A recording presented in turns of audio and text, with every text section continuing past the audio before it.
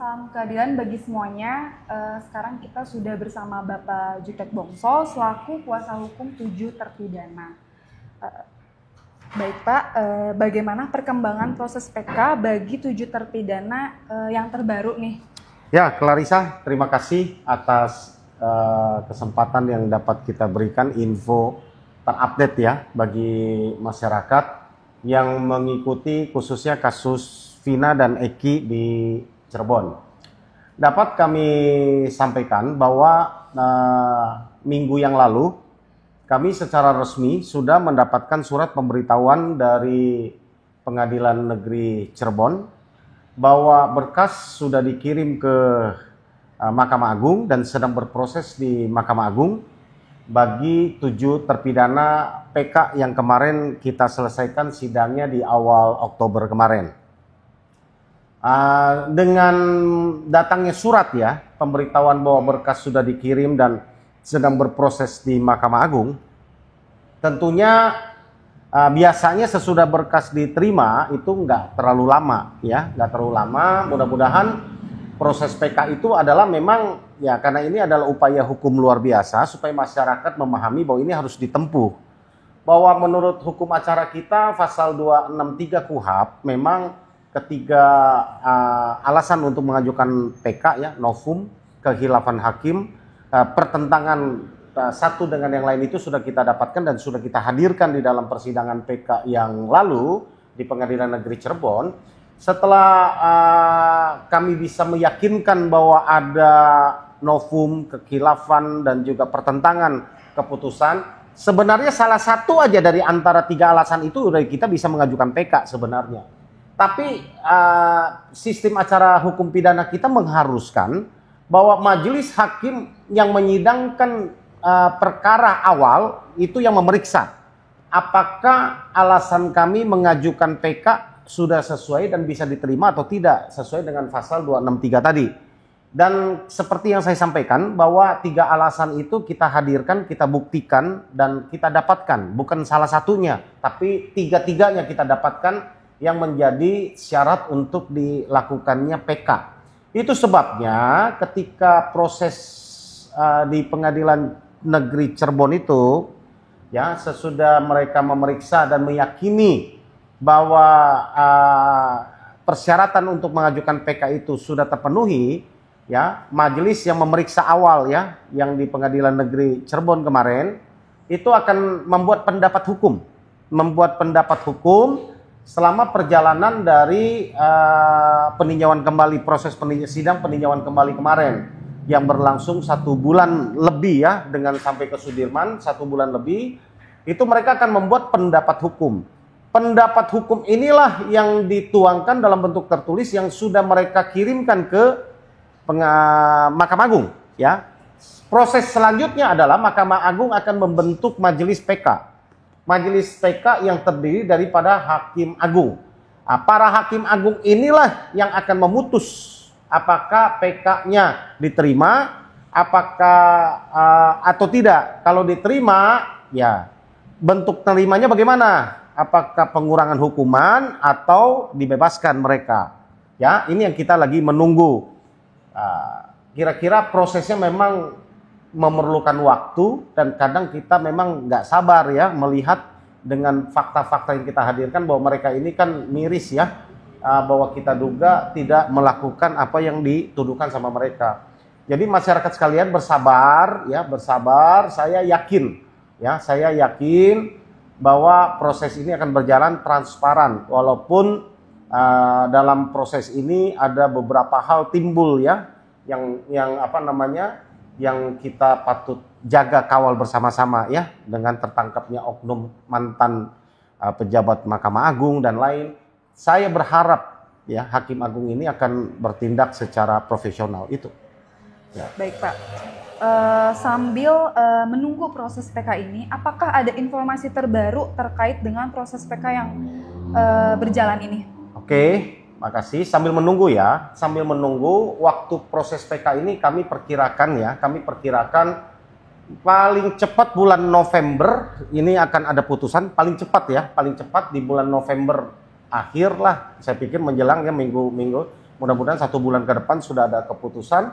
Paling lambat perkiraan saya mungkin bisa di Desember atau Januari ya. Mudah-mudahan itu top the point yang kita bisa tunggu ya, proses PK ini. Sambil berharap ya, informasi-informasi yang kami dapatkan bahwa penunjukan majelis ya di Mahkamah Agung yang memeriksa dan juga terhadap jalannya proses ya persidangan PK, saya berharap Majelis Mahkamah Agung yang memeriksa menontonlah TV, rekaman, supaya bisa memaknai dan menjiwai, melihat perkembangan real yang terjadi selama proses PK, persidangan PK. Mereka ini kan tidak ikut dalam proses persidangan PK secara langsung, ya, sehingga marwahnya, rohnya itu bisa didapat oleh Majelis Agung nanti. Sehingga putusannya itu adalah bisa juga mendapatkan keadilan seperti yang masyarakat harapkan. Saya memohon kepada Majelis Hakim Agung nanti yang dibentuk agar dapat melihat rekaman-rekaman, fakta-fakta, baik itu novum, baik itu pertentangan keputusan satu dengan yang lain, ataupun yang disebut dengan kekhilapan hakim yang kami uraikan satu demi satu di dalam persidangan PK yang lalu, gitu Mbak Clarissa. Nah, apakah Bapak yakin permohonan PK mereka itu akan dikabulkan oleh MA? Kalau cerita keyakinan ya, sekali lagi kalau cerita keyakinan, saya selaku kuasa hukum pasti sangat yakin bahwa seharusnya tidak ada alasan, sekali lagi, tidak ada alasan bagi Mahkamah Agung untuk menolak PK mereka. Kenapa? Ya, ini yang saya harus sampaikan. Kenapa? Bahwa 3 hal yang kami hadirkan di dalam persidangan peninjauan kembali yang menyangkut pasal 263 KUHP yang disebut dengan novum, ya. Novum itu keadaan baru, ya, keadaan baru yang saat itu tidak dihadirkan. Ya, yang kami hadirkan di persidangan peninjauan kembali kemarin. Novum itu misalnya ada ekstraksi handphone percakapan antara Vina dengan Widi. Itu belum pernah sama sekali dihadirkan dan diperiksa. Ya, dan bahkan di persidangan PK yang kemarin di Pengadilan Negeri Cirebon, kami kalau kemarin itu kan jalan ceritanya adalah bahwa handphonenya Vina sudah pernah diekstraksi, ada di berkas waktu tahun 2016 yang lalu, tetapi ini tidak pernah dibahas, ya, tidak pernah dibahas, di mana itu berisi informasi penting. Mengapa penting? Karena itu berisi antara jam percakapan telepon antara Vina dengan Widi, ya, dengan Widi, bahwa jam 22.10 mereka masih berteleponan. Jam 22.14 mereka masih SMS-an. Padahal di dalam dakwaan pembunuhan, dalam rangkaian peristiwa yang dituduhkan kepada mereka, bahwa mereka ini didakwa sudah melakukan peristiwa pembunuhan, penganiayaan itu mulai dari 21.30. Ya, lalu puncaknya sampai pukul 22. Dan memang pada saksi yang hadir saat itu mengatakan pukul 22.30 ya, itu polisi dari Polsek Talun, dari masyarakat itu memang sudah ada di TKP. Sudah ada di TKP. Itu benar, itu fakta, tidak bisa persoalan akan timbul dengan fakta di novum yang kami hadirkan dengan ekstraksi handphone Vina tadi. Kalau memang 22.14 itu mereka masih SMS-an, pertanyaannya dalam hanya kurang lebih 15 menit. Apa mungkin rangkaian tuduhan yang diceritakan, yang dituduhkan kepada mereka, bahwa terjadi kejar-kejaran di depan SMP 11, terjadi timpukan batu, terjadi tusukan bambu dan lain, sampai ke flyover yang jaraknya kurang lebih 1,2 km, lalu mereka dibawa lagi ke tanah kosong di depan SMP 11 tempat mereka mulai mengejar. Di situ terjadi perkosaan, pengeroyokan, pemukulan, pembunuhan, perkosaan diduga dilakukan oleh 8 orang. Apakah mungkin terjadi? Bayangin, mereka 1,2 kilo berangkat. Waktu mereka bawa lagi 1,2 kilo lagi. Habis selesai mereka lakukan pembunuhan dan perkosaan, dikembalikan lagi 1,2 kilo lagi. Perjalanan 3,6 kilometer. Belum lagi terjadi yang kejar-kejarannya, belum terjadi mereka diangkutnya, belum terjadi yang lain. Itu novum pertama yang kami hadirkan, dan itu kan waktu tahun 2016 baru handphone Vina yang diekstrak. Persidangan peninjauan kembali kemarin, handphone lawan bicaranya dengan Widi itu diserahkan ke kami ekstrak, ya, kami ini cocok jamnya, cocok percakapannya. Jadi ini membuktikan nggak bisa dibantah ini, gitu kan, bahwa nggak mungkin terjadi pembunuhan, ya. Apalagi fakta lain novum yang kami hadirkan, bahwa ada yang melihat malam itu terjadi kecelakaan, ada yang melihat langsung. Lukanya mengarah kepada luka kecelakaan, nggak ada luka pembunuhan, luka tusuk, luka apa, nggak ada. Ya, kemudian hal yang lain yang kami sampaikan di dalam persidangan kemarin, Clarissa, adalah bahwa selain tidak ada luka tusuk, lukanya pun luka kecelakaan, ada yang melihat kecelakaan, motor rusaknya pun di sebelah kanan, luka tubuhnya pun dominan di sebelah kanan. Ya, waktu yang dituduhkan kepada mereka peristiwa itu hanya jam 15 menit, tidak mungkin terjadi pembunuhan dan perkosaan. Kami hadirkan juga saksi ahli forensik, dokter forensik, ya. Kami tanya, ya, ada nggak sih survei kalau orang melakukan perkosaan itu satu orang butuh waktu berapa lama? Dia sampaikan data loh. Dia sampaikan data, dokter yang kami hadirkan. Dia katakan dalam satu peristiwa pemerkosaan di depan umum, satu orang memerlukan paling sedikit, ya, paling sedikit itu katakan 10 menit, ya, atau 8 menit kalau nggak salah. Ya, saya sampaikan kalau 10 menit, 8 sampai 10 menit itu disampaikan, itu paling cepat, ya, itu paling cepat. Kalau ini dilakukan 8 orang, berarti kira-kira sudah hampir 90 menit. Bahkan katanya itu pernah dilakukan survei itu 11 menit kalau nggak salah yang disampaikan dalam fakta persidangan, ya. Bayangkan itu berarti hampir 90 menit waktu yang hanya dipakaikan untuk waktu melakukan perkosaan. Itu pun tanpa ada berhenti dan tanpa ada jeda. Belum lagi peristiwa kejar-kejarannya, peristiwa timpuk-timpukannya, lalu di flyover mereka mesti putar baliknya. Jadi nggak mungkin lah, itu peristiwa novum. Peristiwa lain kekhilafan hakim yang kami sampaikan bahwa mereka ini tidak pernah dipertimbangkan, pada saat itu mereka tidak pernah didampingi oleh penasihat hukum. Ini yang fatal. Ya, Miranda Rules, ya, itu mengamanatkan kita dalam KUHAP bahwa mereka wajib didampingi oleh penasihat hukum karena tuntutan mereka hukumannya lebih dari 5 tahun penjara. Apalagi ini adalah tuntutan hukuman mati.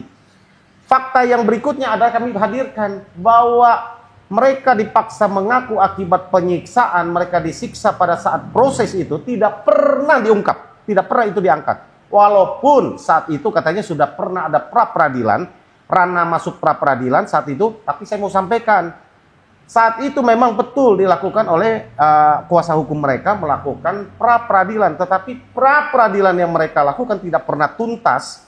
Oleh karena ketika pra-peradilan itu baru mau jalan, pokok perkara sudah disidangkan, jadi gugur. Tidak pernah ada putusan pra-peradilan. Kalau mereka mengatakan beralibi bahwa itu sudah pernah diperiksa etik, polisi yang melakukan penganiayaan atau apapun namanya itu, saya mau sampaikan, kalau memang betul mereka pun pernah dilakukan proses etik kepada oknum polisi saat tahun 2016 yang lalu, itu tidak akan menghapus pidananya. Pertanyaannya saya, kalau itu etiknya terbukti, bagaimana hasil keterangan yang mereka dapatkan dari hasil seorang yang tidak berdaya, yang disiksa?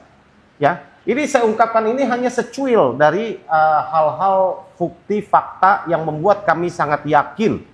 Sekali lagi, tidak ada alasan bagi Mahkamah Agung untuk menolak PK mereka. Kenapa? Karena terang benderang prinsip-prinsip hukum dasar hukum pidana di Indonesia, ya, dan bukti konkret scientific evidence yang kami hadirkan itu membuktikan mereka bukan pembunuhnya dan mereka tidak terlibat dalam pembunuhan. Apalagi kami dapat menghadirkan fakta saksi yang mengatakan itu kecelakaan. Kalau itu sekali lagi diskenariokan seperti pembunuhan, tidak ada alat bukti satupun yang mengarah ke mereka. Pisau yang didakwa untuk ditusuk, ya, itu berupa samurai panjang dan samurai pendek. Yang dihadirkan itu adalah Mando dalam persidangan. Yang punya Mando pun adalah dari yang tidak mereka saling kenal. Pembunuhan yang dikatakan berencana di antar mereka ada yang tidak saling kenal, nggak mungkin. Kita sudah alihkan ahli banyak. Ya, jadi banyak hal yang membuat kami tidak ada alasan bagi Mahkamah Agung untuk menolak PK mereka, gitu, Clarissa. Nah, tadi kan Bapak sudah menjelaskan bahwa Bapak yakin gitu bahwa permohonan PK itu akan dikabulkan. Dan saya pengen tahu Pak, apa sih yang membuat Bapak benar-benar yakin kalau permohonan PK itu bakal dikabulkan? Ya itu tadi ya, selain fakta-fakta yang tadi saya sampaikan bahwa novum, bahwa kekhilafan, pertentangan keputusan satu dengan yang lain, bukti-bukti yang kami hadirkan, saksi-saksi yang kami hadirkan, semuanya mengarah bahwa peristiwa ini sekali lagi bukan para 7 terpidana yang melakukannya, dan peristiwa itu sekali lagi diduga menurut kami dengan saksi yang ada bahwa itu adalah kecelakaan tunggal. Ya, karena dengan jeda waktu yang kurang lebih 15 menit itu sampai datangnya TKP, jadi mungkin hanya 10 menit, sekian menit ya sampai ditemukan. Ada waktu ke polsek terdekat kan katanya 5 menit. Jadi sekian menit sajalah peristiwa itu dari selesai dia telepon ya. Jadi rasanya tidak mungkin kalau ini terus dipaksakan bahwa ini adalah peristiwa pembunuhan.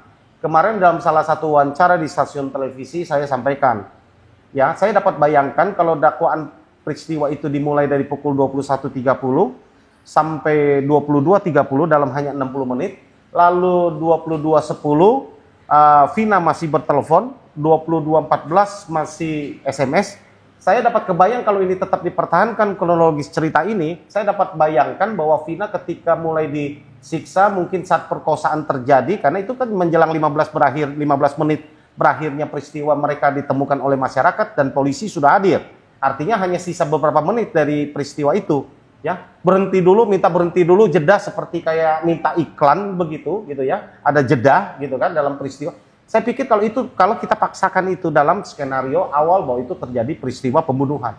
Sekali lagi, menurut saya sangat yakin tidak ada alasan bagi Mahkamah Agung ya untuk menolak PK kami ini oleh karena bukti fakta peristiwanya sudah mengarah 100% clear.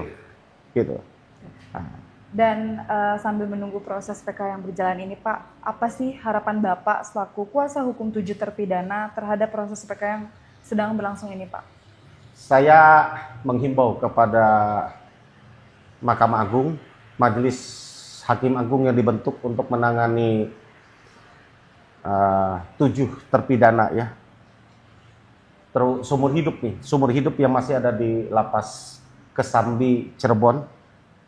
Mereka saya rasa sudah cukup 8 tahun mengorbankan kehidupan mereka, masa depan mereka. Mereka kehilangan masa depan. Bayangkan, ada yang mau menikah, nggak jadi menikah, dan sudah menikah pula si pacarnya. Harusnya mereka saat ini mendapatkan pekerjaan, sudah punya anak, sudah punya keluarga. Mereka terlewatkan, itu nggak bisa terbayar. Nggak bisa terbayar dengan berapapun nilai yang akan digantikan oleh siapapun dalam hitungan uang. Ya, 8 tahun mereka kehilangan masa depan, masa muda mereka. Ya, saya dapat memahami, ya, dapat merasakan apa yang mereka rasakan. Harapan saya, ya, sekali lagi kepada Hakim Agung ya, yang akan memeriksa mereka, pakailah hati nurani, pakailah mata hati sebagai wakil Tuhan yang agung. Pelajarilah dan lihat fakta-fakta yang terjadi di dalam peristiwa Vina dan Eki ini, khususnya kepada 7 terpidana ini. Kita tidak menghilangkan haknya para korban Eki dan Vina. Kalau memang mereka ini mati terbunuh, sayalah yang pertama akan mengawal siapa pembunuhnya. Mereka harus mendapatkan hukuman. Tidak boleh juga kita biarkan pembunuh itu berkeliaran. Ini prinsip. Kalau mereka benar adalah mati, meninggal karena apa? Pembunuhan. Tapi jangan juga kalau peristiwa ini bukan pembunuhan, ya, lalu dituduhkan kepada orang yang bukan pelakunya. Ini tentu sesuatu yang tidak fair dan tidak baik, mengorbankan masa depan orang. Ini yang saya himbau. Ya, saya tidak mempro bahwa yang pembunuh itu harus dibebaskan. Sekali lagi, itu bukan tujuan kita. Kita menegakkan keadilan. Ya, pembunuh itu harus mendapatkan jalan, harus mendapatkan apa? Hukumannya. Itu adalah perintah konstitusi, undang-undang kepada kita. Tapi tidak boleh kita menghukum satu orang pun yang tidak bersalah. Ini yang harus menjadi perhatian Majelis Hakim Agung. Saya himbau sekali lagi, mereka sudah kehilangan masa depan mereka. 8 tahun mereka ada di dalam jeruji besi.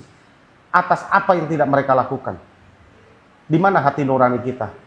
Di mana perasaan kita? Di mana kemanusiaan kita? Itu yang saya ingin ungkit. Sekali lagi, tidak ada alasan bagi Mahkamah Agung untuk menolak peninjauan kembali mereka dari versi kami selaku penasehat hukum. Ya. Ini sangat penting, kita tegakkan keadilan seadil-adilnya.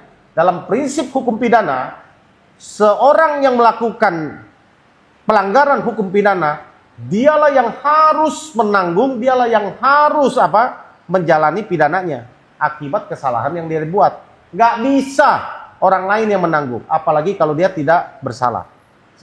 Ada adigium di hukum Indonesia. Lebih baik membebaskan 1000 orang yang bersalah daripada menghukum 1 orang yang tidak bersalah. Ini ada 7 terpidana yang masih di dalam, ada tambah 1 sakatatau ya yang sudah bebas, ada 8 orang yang dihukum atas peristiwa ini. Bayangkan ya, berarti negara ini kalau sesuai dengan adigium hukum yang kami pelajari ya selama kami sekolah hukum ya, bahwa negara harus membebaskan 8.000 orang yang bersalah, ibaratnya untuk menggantikan ini, untuk menggantikan apa yang sudah mereka alami. Sekali lagi pada Majelis Hakim Agung dan Mahkamah Agung yang menangani ini, mari bekerja profesional, lihat fakta, lihat rekaman peristiwa selama sidang PK, apa yang kami hadirkan, semoga dapat mengungkap kebenaran menjadi nyata di dalam peristiwa Vina dan Eki Cirebon. Gitu, Clarissa. Baik Bapak, Ya. terima kasih atas Terima kasih. waktunya. Salam Ya. keadilan bagi semuanya. Salam keadilan.